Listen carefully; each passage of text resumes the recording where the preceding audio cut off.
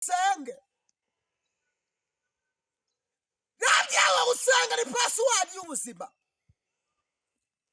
gusenganye nabo ngiye kumanura n'ibisubizo n'iby'Imana yavuganye namwe Imana igiye hejuru mu bicu mbona abamarayika benshi barimo bazamuka abandi bamanuka. Bantu mudukurikiye kuri Gitangaza NTV, amahoro y'Imana abane namwe, turabakunda cyane bivuye ku mutima. Tutabakunda ntabwo twaba turi hamwe n'umukozi w'Imana Porofete Rudomoro, wa wundi mwakunze cyane ubabwira gutabagwa cyane kuko yababwiye Imana yamukuye. None uyu munsi rero atuzaniye agashya, muramubona hano kuri kamera, mbese arishimye cyane, yatinze kuvuga ibyo byamuzanye aha ngaha kuri kamera. Turakwakira umukozi w'Imana, bibabwira. Imana umugisha mu izina rya Yesu. Haleluya. Amen. Nibutsa aho yankuye numva nayishima. Ni ukubera Imana. Ni ukubera Imana. Ni ukubera Imana. Vuga ibintu urabikora Mana we. Haleluya. Amen. Haleluya. Ndabasuhuje mu izina rya Yesu. Umwami Yesu Imana ibaha umugisha. Reka dusenge. Tugushimiye kuri Imana ivuga, uri Imana ikora, uri Imana itabesha, uri Imana yihagije, uri Imana ikiranuka. Nirukana imbaraga zose z'umwijima. Urakoze gutanza umugisha mu izina rya Yesu. Amen. Akira umugisha w'Imana. Amina. Yego. Ana we. Urakoze cyane, umugisha uduhaye turawakiriye kandi Imana yo mu ijuru ibyumve. Amina. Urakoze cyane. Yego. Rero abantu baguteze amatwi rero Yego. bagezeho ikiganiro cy'uyu munsi kandi turi kubona ko wishimye, urabashyira mu mavuta rwose. Ijambo rinzanye ndavuga ngo mu mpinga. Ese impinga ni iki? Impinga abantu benshi ntibabizi, ariko impinga ni ahantu harehare cyane. Kuko niba ari impinga, hari impinga y'imisozi, hariho n'impinga umusozi wa Yesu Kristo atabarira abantu. Uri umuhanga. Ijambo ryanzanye riravuga ngo mu mpinga. Abantu batinze gutabarwa, Imana iravuze ngo dore mu mpinga y'imisozi amaguru yuzanye inkuru nziza. Dore mu mpinga y'imisozi amaguru yuzanye inkuru nziza kamamaza iby'amahoro. Yewe Yuda, yewe Shantari, yewe Masengesho, yewe Gitangaza, higura imihigo yawe kuko umunyabibi atazongera guca iwawe. Imana aje kuvuga ngo dore mu mpinga n'iryo ryanzanye. Amina. Mfite meshaje ikomeye y'abantu turi kumwe kuri Gitangaza. Ndimo tsenga iri joro kugira ngo uze, nagiye kubona mbona filime, mbona iyerekwa rinini, mbona urwego ruhagaze ruzamutse hejuru mu bicu, mbona abamarayika benshi barimo bazamuka abandi bamanuka. Mbaza Imana ngo bisobanuye iki? Ese uru rwego ushatse kuvuga iki? Mbona hari ingabo nyinshi zigota, zari zigose urwo rwego zifite urukero kugira ngo zikate urwego. Ijwi rirambwira ngo retasika debo tota meliyanse, ngo mbyire abanyarwanda. Imana irambwira ngo tugeze mu bihe bigoye, tugeze mu bihe bigoye, ariko uzamasa agasenga Imana izabana nawe. Irambwira ngo mbyirire abanyarwandakazi, mbyirire abagabo ngo dusenge. Nabyawe gusenga ni password y'ubuzima.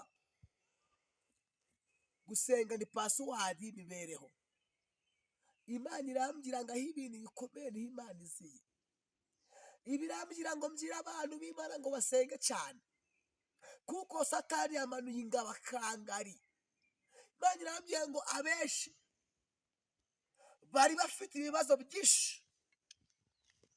Ibirambwiye ngo mwana wanjye bambwiye ngo ati ntibasenge kuko ndi Imana ibahagazeho.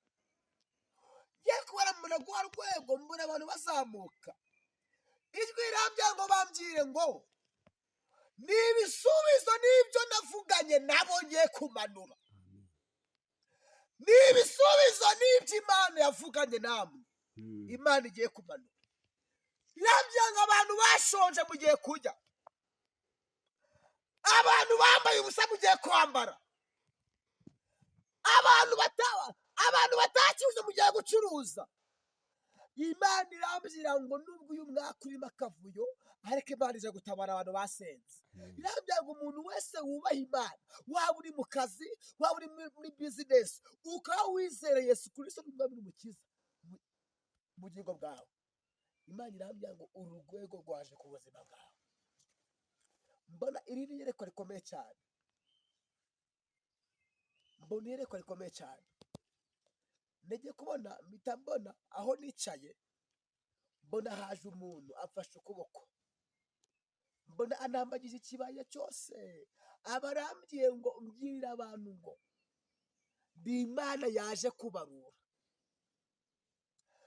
Imana yaje kubarura abasenze neza, abafashe ibihe, abizeye Imana. Imana irabatabaye. Abantu bagumye ku Imana bagasenga. Imana yaje kumbwira ngo mwakire ubutabazi bw'Imana, mwakire gutsinda abanzi banyu. Itigereka irindi yerekwa rimwe, raside potota sekamiriyanse. Mpita mbaza iyerekwa sinishatse kuvuga iki, mbaza Imana by'umwihariko. Imana ibirambwiye ngo ijambo wambuwe Imana igusubije ijambo. Irambwiye ngo agaciro wambuwe Imana iguha agaciro. Amen. Imana irambwiye ngo hari abantu Imana ije guha agaciro, hari n'abantu Imana ije gutabara. Itigereka ingunguru zigera muri 20 nini. Imana irambwiye ngo dore izi zari toni z'amaraso Satani yari yasabwe,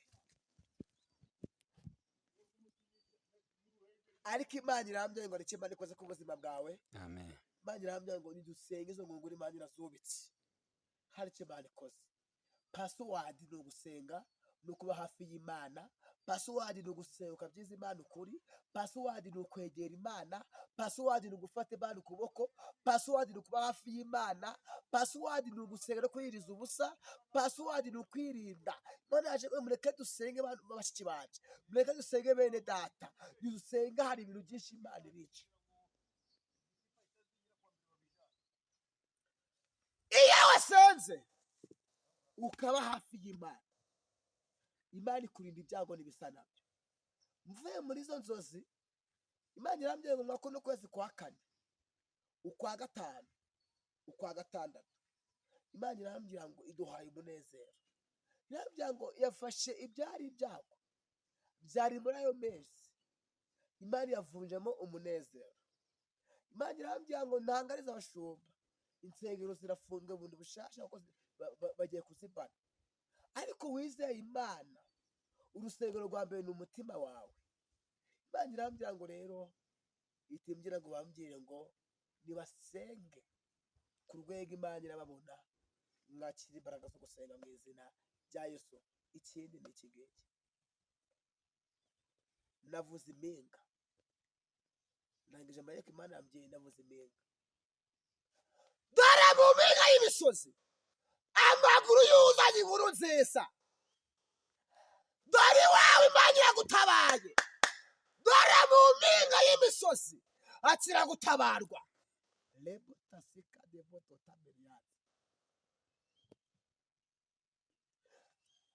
Dore mu mpinga Imana ije kugira ngo ize ikomore, ugiye gutabarwa. Akira gutsinda, akira ubutabazi, akira ubutware, ubudahangabwa, akira ibyiringiro, akira amashimwe. Dore mu mpinga y'imisozi Imana iraje ikugiriye neza, kuvanye mu mpinga. Imana irakwamamaje, izuye ibyawe, irakurengeye. Akira ubuzima mu izina rya Yesu. Yesu arakomoye. ngaho akiri umunezero Imana iguhaye, Imana irakomoye, wumve ko Imana ibikoze mu izina rya Yesu. Turi mu mpinga y'imisozi. Ese impinga ni iki? Aho watindiye Imana iragutabaye. Igihe mwazengukiye ubutayu kirahagije, akira gutabarwa. Imana ikugiriye neza. Iryo ni ijambo ry'ubuhanuzi nari nguzaniye ngo mu mpinga y'imisozi Imana irakomoye, ni mu izina rya Yesu.